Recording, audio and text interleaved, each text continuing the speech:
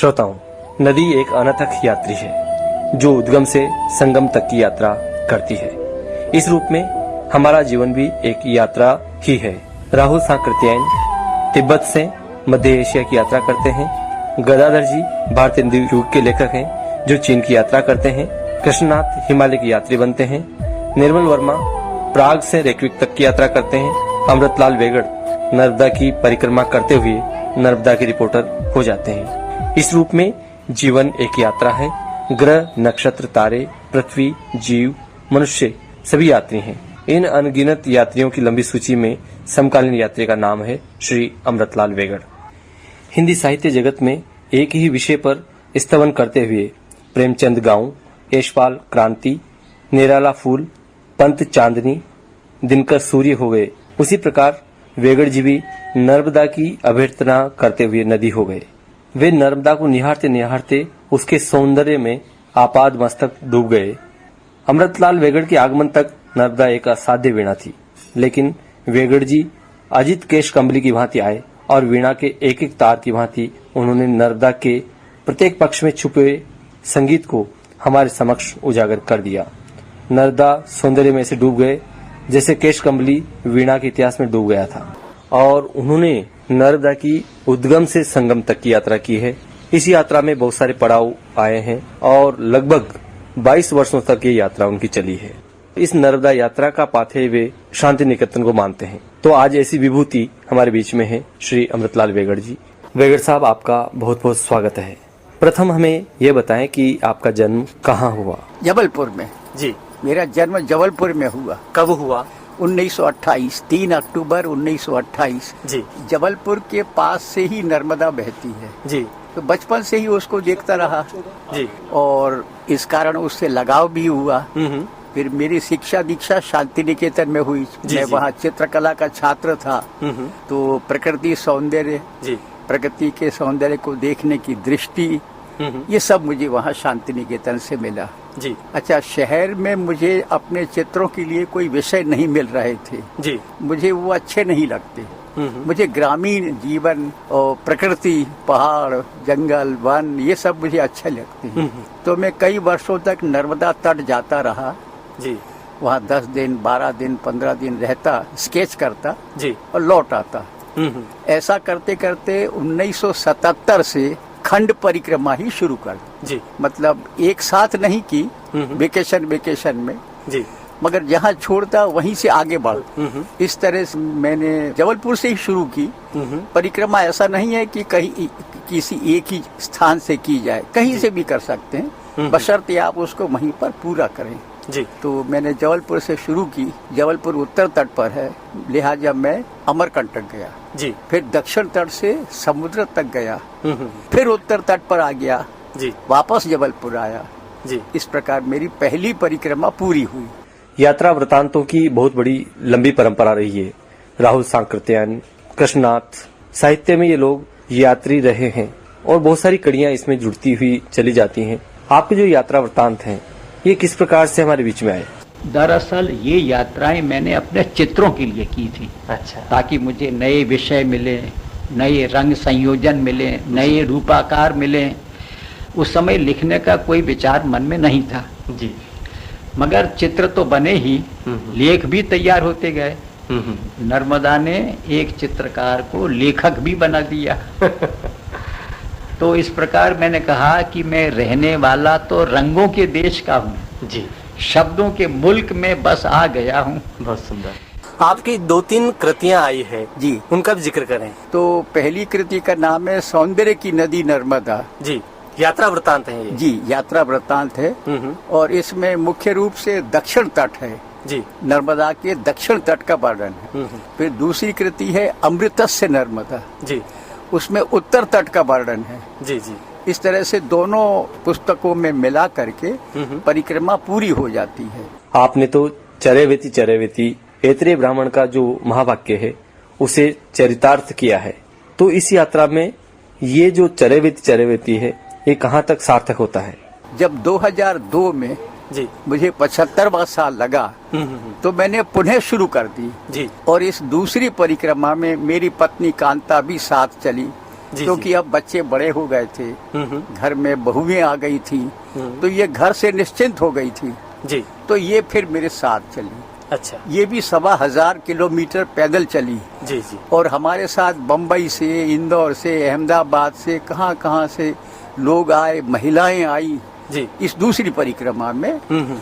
और इस दूसरी परिक्रमा की विशेषता ये रही कि नर्मदा की परिक्रमा करते करते हम लोगों ने उसकी सहायक नदियों की भी परिक्रमा की। जी जी। पहले बुढ़नेर की, फिर बंजर की, फिर शक्कर की जी। इस प्रकार करीब 4000 किलोमीटर में पैदल चला जी। और ये 1500 किलोमीटर पैदल चली। आजकल मैं क्या कर रहा हूँ जी। अब मैंने बताया आपको, मुझे 86वां वर्ष लगा। अब तो 3 अक्टूबर को जी, अब पैदल चलना संभव नहीं, अब तो परिक्रमाएं बंद हो गई जी। परिक्रमा बंद हो गई तो लेखन भी बंद हो गया, यात्रा वृत्तांत का भी लिखना बंद हो गया। मगर वहाँ से मैं बहुत सारे स्केचेस करके लाया हूँ जी। कुछ तो किताबों में भी दिए हैं, आपने देखे होंगे। बिल्कुल देखे। और बहुत सा कुछ मन में है जी। तो आजकल मैं खूब चित्र बना रहा हूँ और अब मेरी योजना है कि नर्मदा परिक्रमा के चित्रों का एक एल्बम प्रकाशित करूं। जी जी। आजकल उसी में लगा हूं। मैंने बल्कि तीरे तीरे नर्मदा अपने गुरु नंदलाल बसु को ही अर्पण की है। उन्हीं के बारे में जानना जी, उन्होंने जब 5 साल की मेरी पढ़ाई पूरी हो गई जी, उनके आशीर्वाद लेने गया, चरण छू कर बैठा तो उन्होंने कहा, बेटा जीवन में सफल मत होना। गुरु जी, किस सन की बात है? ये है 53 की बात है जी। फिर जी। कहा, अपना जीवन सार्थक करना। बिल्कुल बिल्कुल। ये वाक्य यहाँ शिलालेख की तरह लिख गया। जी जी। और इसी गुरु के इसी एक वाक्य ने नर्मदा और उसकी सहायक नदियों के तट पर 4000 किलोमीटर से भी अधिक पैदल चलवा दिया। तो ये गुरु के आशीर्वाद का ही फल है जी। अगर मैं शांति निकेतन न गया होता, आप ठीक कह रहे हैं। कौन कौन गुरुओं ने आपको पढ़ाया? कौन कौन? आचार्य नंदलाल बसु जी, फिर विनोद बिहारी मुखर्जी जी, फिर राम किंकर बैज जी। ये विनोद बिहारी मुखर्जी के कुछ चित्र तो यहाँ वनस्थली में भी बने हैं। जी जी। भित्ति चित्र, महान चित्रकार थे। और राम किंकर बैज महान मूर्तिकार थे जी। और क्षिति मोहन सेन भी, आचार्य क्षिति मोहन सेन थे, आचार्य हजारी प्रसाद द्विवेदी थे हमारे समय में। जी। एक से एक ऋषि तुल्य आचार्य थे। तो ये अमृत सेन के कुछ लगते हैं क्या? नाना लगते हैं। नाना जी जी। मैं जो वहाँ पढ़ता था तो अमर्त्य सेन हाफ पैंट पहन करके अच्छा। और हाथ में बस्ता लेके हमारे हॉस्टल में से जाता था। जी जी। स्कूल में पढ़ता था उस समय। जो अर्थशास्त्री हैं वो हाँ, प्रसिद्ध। जी हाँ जी, वो आचार्य क्षिति मोहन सेन की बेटी के बेटे हैं। जी क्षिति मोहन सेन जी। अद्भुत विद्वान थे जी जी। और उपनिषद पर इतने अद्भुत प्रवचन देते थे कि हर बुधवार को उनके प्रवचन होते थे जी। और मैंने एक भी प्रवचन उनका छोड़ा नहीं। जी जी। एक से एक ऋषि तुल्य आचार्य थे। हमें ये भी बताएं हमारे सुनने वालों को कि आपको जो पुरस्कार मिल रहे हैं जी, उनके बारे में भी हमें अवगत कराएं। देखिए, मेरी मातृभाषा गुजराती है जी। तो मूलतः आप गुजरात के रहने वाले? जी जी। मगर जन्म यहाँ जबलपुर में हुआ तो हिंदी भी मातृभाषा जैसी ही हो गई। जी जी। तो मैंने ये किताबें मातृभाषा गुजराती में और राष्ट्रभाषा हिंदी में जी दोनों में लिखी है और दोनों में ही मुझे राष्ट्रीय पुरस्कार मिले हैं। जी। जैसे गुजराती में जो साहित्य अकादमी है दिल्ली की, जी जी, उसका पुरस्कार गुजराती पुस्तक के लिए मिला है, साहित्य अकादमी पुरस्कार। जी। फिर उसका गौरव पुरस्कार भी मिला, गुजरात साहित्य अकादमी का जो सर्वोच्च पुरस्कार है। जी। हिंदी में महापंडित राहुल सांकृत्यायन पुरस्कार, जी। राष्ट्रीय शरद जोशी सम्मान, विद्या निवास मिश्र स्मृति सम्मान। जी। इस प्रकार अनेक राष्ट्रीय पुरस्कार मिले हैं और मेरे चित्रों के लिए मध्य प्रदेश शासन का शिखर सम्मान भी मिल चुका है। जी। तो केवल इन 3 पुस्तकों पर मुझे इतने अधिक सम्मान मिले हैं। जी। आपने तो ऐतरेय ब्राह्मण का जो जी वाक्य चरैवेति उसको चरितार्थ किया है। जी जी। तो हमारी जो युवा पीढ़ी है कैसे अपना जीवन निर्वाह करें, उनके लिए क्या संदेश है? उनसे मैं कहना चाहता हूँ कि हम लोग प्रकृति से कट गए हैं। ये हमारा बड़ा भारी दुर्भाग्य है, बड़ी विडम्बना है। मनुष्य भी जैसे हिरन है, झरने हैं, पशु पक्षी प्रकृति में रहते हैं जी, आउटडोर्स रहते हैं। वैसे ईश्वर ने मनुष्य को भी आउटडोर्स रहने के लिए बनाया था जी। लेकिन हमारी मजबूरी है कि हम कमरों में बंद दिन भर उन्हीं कमरों में काम करते हैं। तो युवाओं से मैं कहना चाहता हूँ कि जब भी समय मिले प्रकृति में जाओ जी, पैदल चलो, प्रकृति को लौटो, प्यार करो प्रकृति से, पहाड़ों से, वनों से, जंगलों से। जब तक तुम अपने देश को अपनी आंखों से देखोगे नहीं तो देश प्रेम की भावना कैसे जागेगी? बिल्कुल बिल्कुल। तो प्रकृति प्रेम देश प्रेम की पहली सीढ़ी है। बिल्कुल, ये आपको देश प्रेम की ओर ले जाएगी। गुरुजी, राहुल जी से आप कभी मिले? राहुल जी शांति निकेतन आए थे जी, और वहाँ 1.5-2 महीने रहे थे जी जी। और रोज सुबह वो घूमने जाते थे। तब मैं और हमारे एक साथी और वो भी यहीं जबलपुर में रहते हैं जी, हम लोग दोनों उनके साथ घूमते थे और उनसे काफ़ी बातें होती थी जी। बहुत पहले मैंने उनकी एक पुस्तक पढ़ी थी, घुमक्कड़ शास्त्र। अच्छा अच्छा। वो स्वयं घुमक्कड़ थे घुमक्कड़ और थे। एक किताब ही उन्होंने इस पर लिखी थी। वो बहुत पहले मैंने पढ़ी थी। जी। और रांगे राघव भी शांति निकेतन आए थे। अच्छा अच्छा। वो तो 2 या 3 महीने रहे थे। वो शाम को घूमने जाते थे। अच्छा। राहुल जी सवेरे जाते, अलग अलग समय आए थे ये लोग। तो हम उनके साथ भी घूमते थे क्योंकि साहित्य से लगाव था हमारा। अज्ञेय जी को भी सबसे पहले मैंने शांति निकेतन में ही देखा। अच्छा अच्छा। वासुदेव शरण अग्रवाल को भी शांति निकेतन में देखा। जी। इस तरह से वहाँ पे गुजराती के कई बड़े लेखकों को वहाँ देखा। एक बार वहाँ विश्व शांति परिषद हुई थी जी। उसमें काका कालेलकर, उमाशंकर जोशी, अच्छा अच्छा। आचार्य कृपलानी, ये सब लोग आए थे विश्व शांति परिषद में। तो उनको देखने का सौभाग्य मिला। हजार प्रसाद द्विवेदी तो वहाँ थे ही, और मोहनलाल वाजपेयी जो उनके अन्यतम सहयोगी थे, जी जी। उनका स्नेह तो मुझे अंत तक मिला। जी। वो श्री अरविंद के बड़े भक्त थे। अच्छा। और सेवा निवृत्त होने के बाद पांडिचेरी चले गए थे। लेकिन अंतिम वर्ष में पुनः यहाँ आ गए थे। उनका देहावसान शांति निकेतन में ही हुआ। अच्छा। वो भी एक अद्भुत विरल व्यक्ति थे। रोम यूनिवर्सिटी में हिंदी के प्रोफेसर रहे। रोम में इटली। और बंगला इतनी अच्छी जानते हैं कि कोई बंगाली भाषी भी नहीं बोल पाएगा। बंगला, हिंदी और अंग्रेजी और संस्कृत। जी, विद्वान थे। वो हमेशा नेपथ्य में रहे। अच्छा। कभी कुछ लिखा नहीं, बाहर नहीं आए वो पर्दे के पीछे ही रहे। लेकिन अद्भुत व्यक्ति थे। और पत्र लेखन में तो मेरा विश्वास है कि इतने अच्छे पत्र तो किसी ने नहीं लिखे। गुरुजी, एक वो जो संदर्भ है उसको उजागर करना चाहूँगा। एक जो विक्षिप्त व्यक्ति आपको मिला था कहीं, मतलब अध्यापक के बारे में उसकी क्या दृष्टि, मतलब पागल होते हुए भी या विक्षिप्त होते हुए भी? हाँ। अध्यापक की ये उसके प्रति जो उसकी दृष्टि थी वो मुझे बताया। वो उस दिन तो हम लोग इतने भय में रहे हैं जी। कम से कम 1 घंटे से ज़्यादा ही वो हम लोगों को परेशान करता रहा है। जी। यानी देखिए, बिल्कुल अनजाना गांव, जी, अनजानी बस्ती, रात का अंधेरा और पानी, रिमझिम पानी बरस रहा है। एक बल्ब जरूर था जहाँ वो खड़ा था, वहीं पर एक बल्ब छोटा सा जल रहा था। तो वो बहुत हम लोग को धमकाता, डराता रहा, मारने पीटने की धमकी भी देता रहा। वो समय तो हम लोगों ने बड़ी मुश्किल से एक घंटा हम लोगों को 24 घंटे के बराबर लगा। जी गुरु। और जब उसने हम लोगों का पिट्ठू खोलना शुरू कर दिया कि मैं तो सीआईडी हूँ और सादे भेष में रहकर चोरों का पता लगाता हूँ, जी, मुझे क्या है इसमें, तो मुझे इसकी खाना तलाशी लेनी होगी। तब मैं बहुत घबरा गया, बहुत ज्यादा। क्यों कि उसमें हमारा सब्जी काटने का चाकू भी था। अरे मैंने कहा, एक तो ये पागल है और अगर उसके हाथ में ये चाकू आ गया तो आज तो खून खराबा होकर के रहेगा। सबसे अंत में किताबें निकली, वो उसने फेंकी नहीं। अच्छा, वो नहीं फेंकी। 3 छोटी छोटी किताबें थी। एक तो मेरी नई किताब छपी थी, वही थी, और दूसरी 2 आश्रमों के लोगों ने मुझे भेंट की थी। जी। वो उसने उसके पन्ने पलटाए और 3 किताबें ज्यों की त्यों रख दी। अच्छा। फिर मेरे नौकर से जो गौण एक था, साथ में आपके थे, हाँ, उससे पूछा कि अंग्रेजी में, व्हाट इज योर नेम? उसकी अंग्रेजी ऐसी थी, व्हाट इज योर नेम? वो बेचारा बहुत घबरा, मैं भी घबरा गया था। जी। उसने कहा, मुझे अंग्रेजी नहीं आती। तो मुझसे पूछा, तुम क्या करते हो?